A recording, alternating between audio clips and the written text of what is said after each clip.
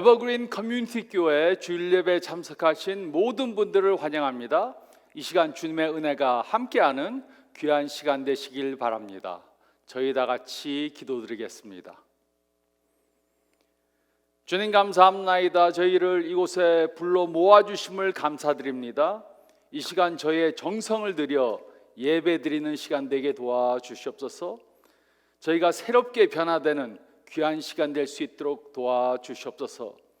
이번 가정의 달을 맞아 특별히 저희 가정이 새롭게 변화되게 도와주시고 말씀 따라 변화된 삶을 사는 저희 모두가 되게 역사해 주시옵소서.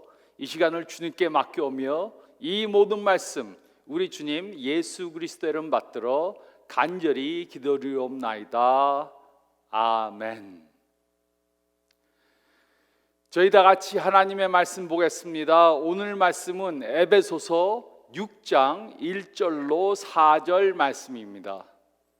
에베소서 6장 1절로 4절 말씀 다 같이 보겠습니다. 자녀들아, 주 안에서 너희 부모에게 순종하라. 이것이 옳으니라. 내 아버지와 어머니를 공경하라. 이것은 약속이 있는 첫 계명이니 이로써 내가 잘되고 땅에서 장수하리라. 또 아비들아, 너희 자녀를 노엽게 하지 말고 오직 주의 교훈과 훈계로 양육하라. 아멘. 과거의 부모님의 행동은 우리가 지금 부모님과 어떤 관계를 갖고 있는가를 결정해 주었습니다. 부모님이 우리를 어떻게 대하셨는가? 부모님들이 서로를 어떻게 대하셨는가? 부모님들이 우리에게 무슨 말씀을 했는가 보다 어떤 행동을 보이셨는가가 지금 우리가 부모님과 어떤 관계를 갖고 있는지 결정해 주었습니다.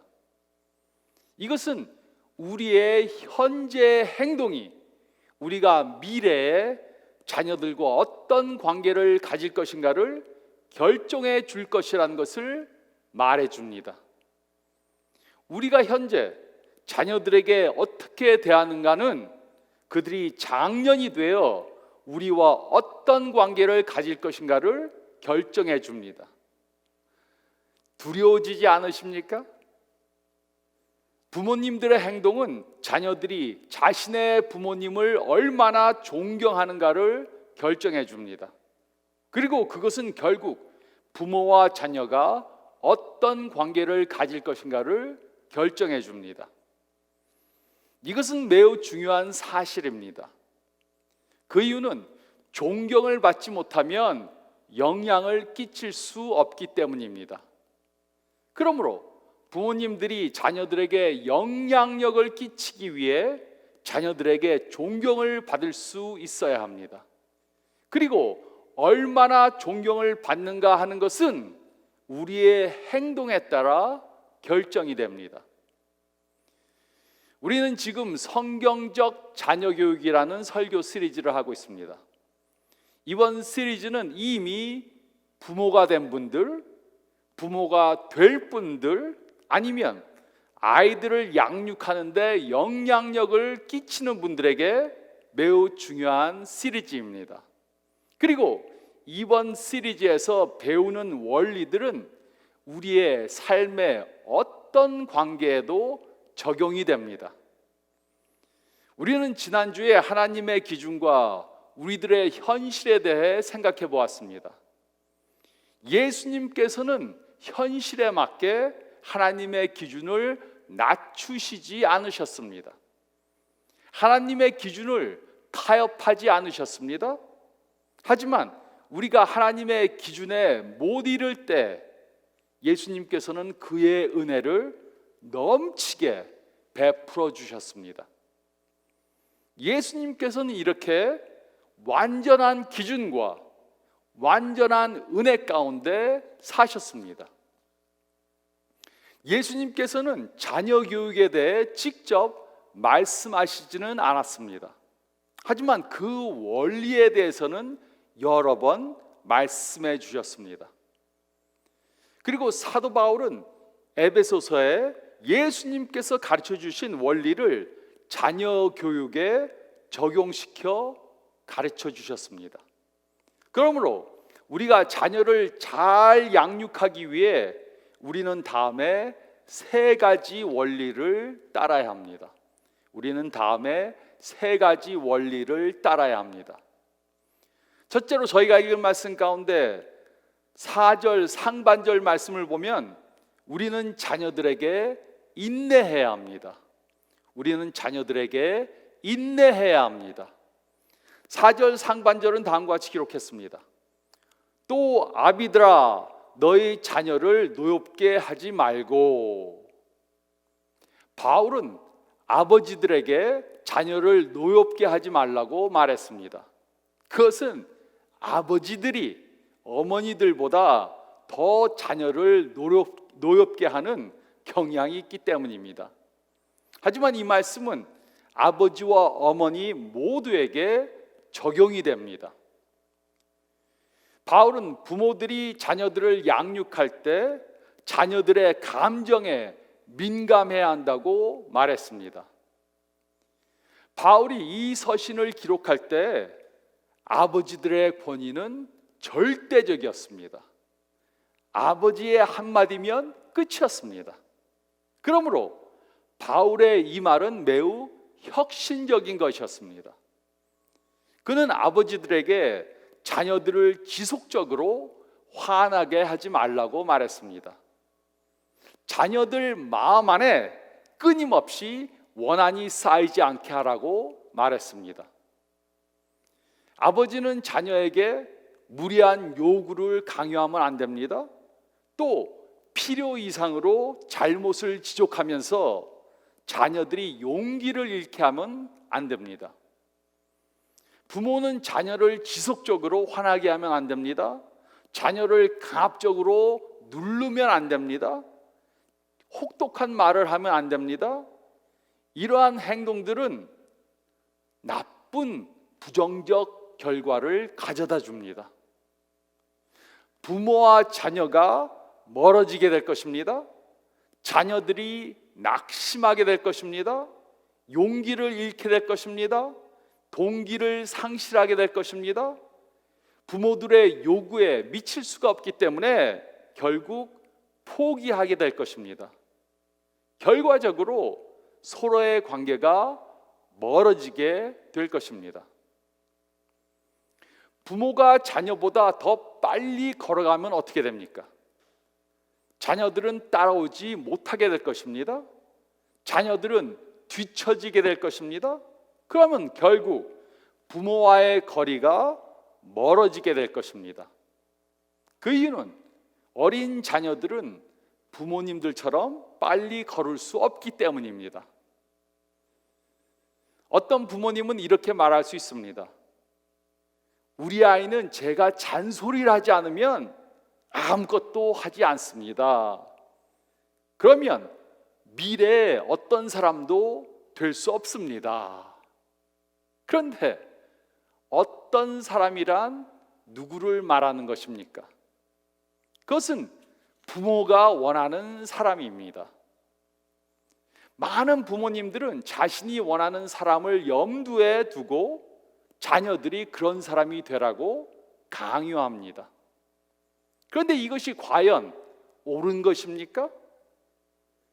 부모님들은 자녀들이 자신이 원하는 사람이 되기보다는 하나님께서 원하는 사람이 되게 해야 합니다. 부모님들은 자녀들로 하나님께서 주신 사명을 찾아서 그것을 이루는 사람이 되게 도와줘야 합니다. 이것이 바로 좋은 부모가 하는 것입니다. 저는 아직까지 이렇게 말하는 부모를 만난 적이 없습니다. 아이가 어렸을 때 제가 더 혹독하게 대할 걸 그랬습니다. 이렇게 말하는 부모는 제가 만나보지 못했습니다. 하지만 저는 자녀들이 어렸을 때 너무 혹독하게 대해서 나중에 후회하는 부모님들은 많이 만나보았습니다. 어떤 부모들은 자신들이 이루지 못한 것을 자녀들에게 이루라고 강요합니다. 그러면 자녀들이 성인이 되어서 부모와 멀어지게 됩니다. 그러므로 부모들은 자녀들에게 영감을 주어야 합니다. 그들을 지치게 또 좌절하게 만들면 안 됩니다. 부모들은 절대로 자신의 자녀들을 다른 사람들의 자녀들과 비교하면서 그들을 책망하면 안 됩니다. 부모들은 자신의 체면과 자신의 욕심을 따라 말하고 행동하면 안 됩니다. 자녀들이 따라올 수 있는 속도보다 더 빨리 가면 안 됩니다. 부모들은 자녀들의 속도에 맞춰야 합니다. 자신의 속도를 자녀들의 속도에 맞춰야 합니다. 그러므로 질문해 보시기 바랍니다. 나는 자녀들에게 내 속도로 따라오라고 강요하고 있지는 않는가? 나는 빨리빨리 가면서 자녀들에게 내 속도로 따라오라고 강요하고 있지는 않는가?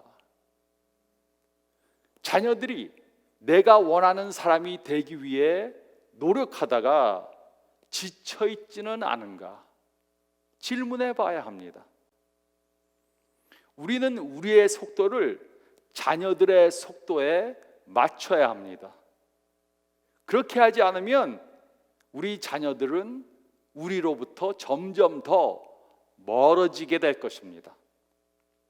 우리는 자녀들에게 인내해야 합니다. 우리는 자녀들에게 인내해야 합니다. 그리고 둘째로 4절 하반절 말씀을 보면 우리는 자녀들을 하나님의 교훈과 훈계로 양육해야 합니다. 우리는 자녀들을 하나님의 교훈과 훈계로 양육해야 합니다. 4절 하반절은 다음과 같이 기록했습니다. 오직 주의 교훈과 훈계로 양육하라. 자녀들은 하나님께서 우리에게 주신 선물들입니다. 그러므로 부모님들은 자녀들을 하나님을 위해 양육해야 합니다. 그러기 위해 우리는 자녀들을 주의 교훈과 훈계로 양육해야 합니다. 그런데 요즘 부모님들은 자녀들에게 여러 가지 교육을 시킵니다. 과외 공부를 시키고 학원에 보내서 공부를 하게 만듭니다. 또 음악, 미술, 태권도, 배구, 농구, 수영 등 여러 가지 레슨들을 받게 합니다.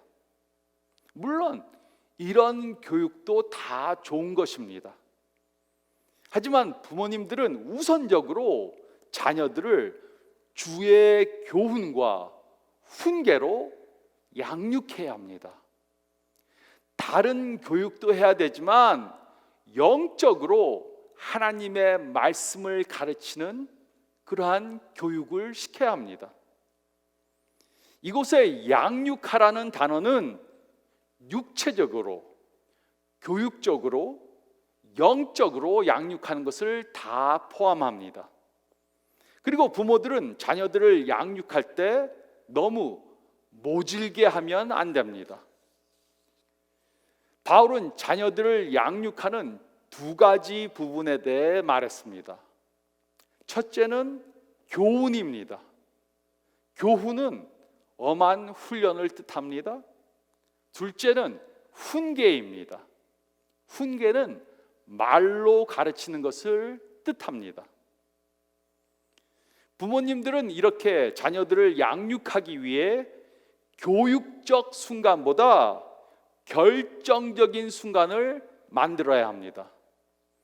교육적 순간보다 결정적인 순간을 만들어야 합니다. 교육적 순간이란 말로 가르치는 순간을 말합니다. 하지만 결정적 순간이란 마음속 깊이 깨닫게 하는 순간을 말합니다. 제가 그 예를 드리겠습니다. 제가 초등학교 5학년 때 집에 돈이 있는 것을 보면 가져다 썼습니다. 아버지나 어머니가 돈을 놓아두면 저는 그것을 집어다가 썼습니다. 저는 그것이 잘못된 것이란 것을 알면서도 그 돈을 가져다 장난감을 사고 또 먹는 것을 사 먹는데 사용했습니다. 그런데 하루는 어머니가 좀 저를 보자고 하셨습니다. 그리고 이렇게 말씀하는 것을 들었습니다. 내가 돈을 가져다 쓰는 것을 알아. 만약 진실을 말하면 용서해 줄 거야. 하지만 거짓말을 하면 심한 벌을 받게 될 거야. 저는 바보가 아닙니다. 그래서 저는 사실을 다 그대로 고백했습니다. 그러자 어머니는 다시는 그러지 마라 라는 말을 남기시고 방을 나가셨습니다. 저를 혼내거나 벌하시지 않으셨습니다. 하지만 저는 그 후로는 다시 돈을 훔치지 않고 거짓말을 하지 않기로 결심을 했습니다. 이것이 저의 삶의 결정적인 순간이 된 것입니다. 어머니는 저에게 야단치시고 잔소리를 하실 수도 있었습니다. 또 매를 들 수도 있었습니다. 그러면 돈을 훔치는 것이 잘못된 것이라고 가르치는 교훈적 순간을 만들 수는 있었습니다. 하지만 그렇게 했다면 돈을 훔치거나 거짓말을 하지 않기로 결정하는 결정적인 순간은 만들 수 없었을 것입니다. 그러므로 우리는 이 사실을 인식해야 합니다. 교훈적 순간보다 결정적인 순간을 만드는 것이 더 중요합니다. 그렇게 함으로 자녀들이 스스로 결정하도록 기회를 주어야 합니다. 그런데 많은 부모님들은 교훈적 순간을 만드는 것을 좋아합니다. 자녀들이 무엇인가를 잘못하면 야단치는 것을 좋아합니다. 자녀들의 잘못을 지적하고 잔소리를 합니다. 하지만 그렇게 한다고 자녀들이 스스로 바뀌는 것이 아닙니다. 그래서 부모님들은 교훈적 순간보다 결정적인 순간을 만들어야 합니다. 하지만 어떤 부모님들은 자신들의 자존심 때문에 결정적인 순간을 만들지 못합니다. 그 대신 야단치는 순간만 만듭니다. 부모님들의 말과 행동은 자녀들의 기억 속에 오랫동안 남습니다. 기억 속에 평생 남을 수도 있습니다. 부모님들은 긍정적이나 아니면 부정적인 영향을 끼칠 수 있습니다. 부모님들 중에는 다른 사람들에게는 좋은 조언을 주면서 자신은 그렇게 하지 못하는 분들이 있습니다. 그 이유는 자신의 자존심 때문입니다.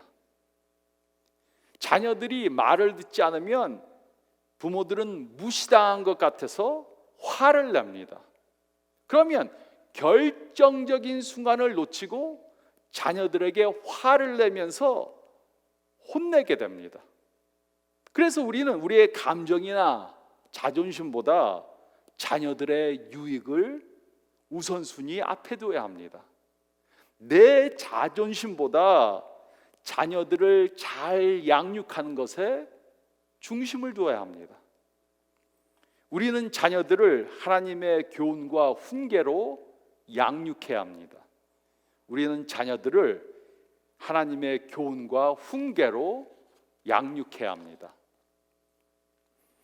그리고 셋째로 우리가 읽은 말씀 가운데 1절로 3절 말씀을 보면 우리는 자녀들에게 부모를 공경하는 법을 가르쳐야 합니다. 우리는 자녀들에게 부모를 공경하는 법을 가르쳐야 합니다. 1절로 3절은 다음과 같이 기록했습니다. 자녀들아, 주 안에서 너희 부모에게 순종하라. 이것이 옳으니라. 내 아버지와 어머니를 공경하라.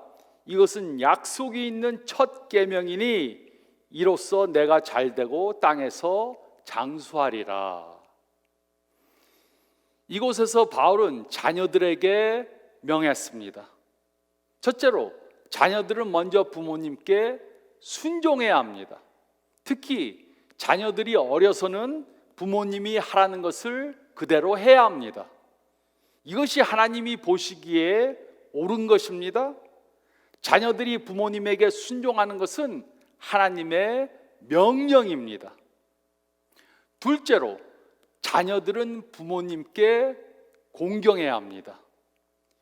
자녀들이 자라서 성인이 되면 어렸을 때처럼 부모님께 순종하는 것보다는 부모님을 공경해야 합니다. 어려서는 부모님께 순종하지만 성인이 되면 부모님을 공경해야 합니다. 공경하는 것은 그저 단순히 복종하는 것이 아닙니다. 공경하는 것은 존경하고 경의를 표하는 것입니다. 공경하는 것은 하나님께서 우리보다 더 높은 위치에 둔 분에게 사랑을 보이는 것입니다. 바울은 이것이 약속이 있는 첫 계명이라고 말했습니다. 이것은 10계명 중 5번째 계명이지만 이 계명에는 약속이 달려 있습니다. 출애굽기 20장 12절은 다음과 같이 기록했습니다. 내 부모를 공경하라. 그리하면 내 하나님 여호와가 내게 준 땅에서 내 생명이 길리라. 이 계명에는 약속이 포함되어져 있습니다. 그 약속이 무엇입니까? 그것은 바로 하나님의 축복을 받는 삶을 사는 것입니다. 자녀들이 부모님을 공경하면 그들은 하나님의 축복을 받게 됩니다. 이것이 바로 내게 준 땅에서 내 생명이 길리라, 그 의미입니다. 그러므로 우리는 자녀들에게 부모님을 공경하는 것을 가르쳐야 합니다. 하지만 그것은 말로 되는 것이 아닙니다. 그러므로 우리는 우리 자녀들에게 부모를 공경하는 것을 어떻게 가르쳐야 합니까? 자녀들이 어릴 때는 부모들이 자녀들보다 훨씬 더 빨리 걸을 수 있습니다. 하지만 자녀들이 성장하면서 부모들의 속도를 따라가게 됩니다. 점점 더 걷는 속도가 빨라집니다. 그런데 부모들은 나이가 들면서 걷는 속도가 점점 더 느려집니다. 점점 더 천천히 걷게 됩니다. 그래서 결국 자녀들은 부모들보다 더 빨리 걷게 됩니다. 그러므로 자녀들은 나이 드신 부모님의 보조를 맞춰야 합니다. 자녀들이 자신들의 속도로 빨리 걸어가면 부모님은 따라갈 수 없게 됩니다. 그러므로 부모님들이 나이가 들면 우리는 부모님의 속도에 보조를 맞춰야 합니다. 그러면 우리 자녀들은 우리가 부모님의 속도에 보조 맞추는 것을 보게 될 것입니다. 그리고 우리가 나이가 들면 자신들의 걷는 속도를 낮춰서 우리의 보조를 맞추게 될 것입니다. 즉, 우리가 우리 부모님을 공경하지 않으면서 우리 자녀들이 우리들에게 공경할 것을 기대할 수 없습니다. 우리는 먼저 우리 부모님들을 공경하는 것을 자녀들에게 보여줘야 합니다. 그러면 그것을 보고 우리 자녀들이 우리를 공경하게 될 것입니다. 이것이 바로 우리가 부모를 공경하는 자녀를 양육하는 방법입니다. 우리는 자녀들에게 부모를 공경하는 법을 가르쳐야 합니다. 우리는 우리 자녀들에게 부모를 공경하는 법을 가르쳐야 합니다. 결론으로 제가 한 가지 더 말씀드릴 것이 있습니다. 부모들은 절대로 아이들이 중심이 된 가족 관계를 형성하면 안 됩니다. 즉, 자녀들이 가족 관계의 중심점이 되게 하면 안 됩니다. 그런데 많은 부모들은 아이들 위주로 가족 관계를 만듭니다. 특히 처음 부모가 된 분들은 이런 실수를 범합니다. 부모님들은 꼭 기억하시기 바랍니다. 아이가 태어나기 전에 이미 부부가 존재함으로 가족 관계가 형성되었습니다. 그리고 그 관계에 아기가 더해진 것입니다. 그런데 많은 경우 아기가 태어나면 그 아기가 가족 관계의 중심이 됩니다. 모든 것이 아이를 중심으로 이루어집니다. 하지만 이것은 매우 큰 실수를 범하는 것입니다. 우리는 아이가 가족 관계의 중심이 되게 하면 안 됩니다. 그러면 버릇없는 아이를 만들어냅니다. 자신밖에 모르는 아이를 만들어냅니다. 그리고 아이가 중심이 된 가정을 형성하면 나중에 문제가 생길 수 있습니다. 아이들을 중심으로 가정 역학 관계가 이루어졌습니다. 그러다 아이들이 성장해서 부모를 떠납니다.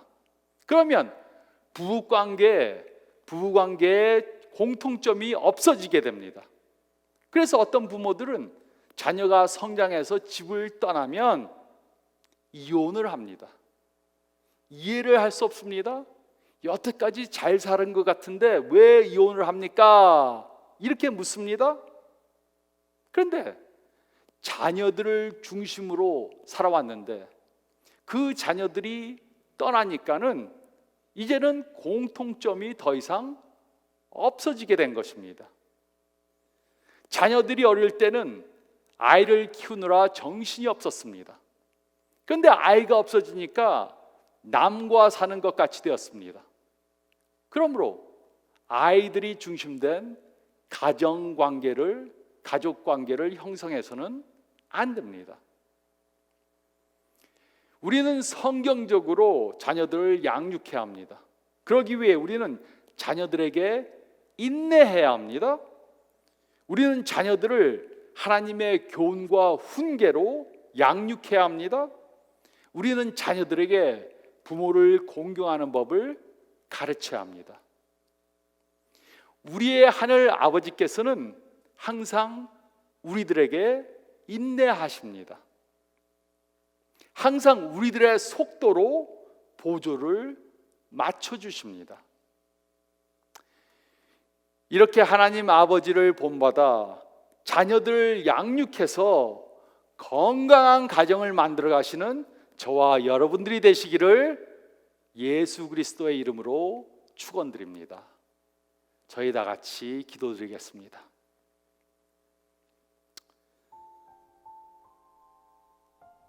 주님, 저희에게 가정을 주심을 감사드립니다.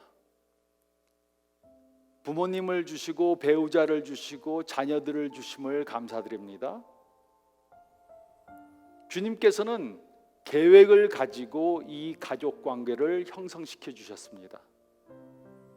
저희 마음대로 저희 뜻대로 가정을 만들고자 하지 않도록 도와주시고 주님 뜻대로 가정을 만들어가는 저희들 되게 도와주시옵소서. 주님께서 주신 그 청사진을 따라 자녀들을 양육할 수 있도록 도와주시고 우리 위주로 내 생각대로 가정을 만들고자 하는 어리석은 저희들 되지 않도록 도와주시옵소서. 지금 이 세상에는 너무나도 많이 망가진 가정들이 있습니다. 저희는 예수님의 제자들로 좋은 건강한 가정을 만들어가게 도와주시고 그렇게 함으로 저희 가정을 통해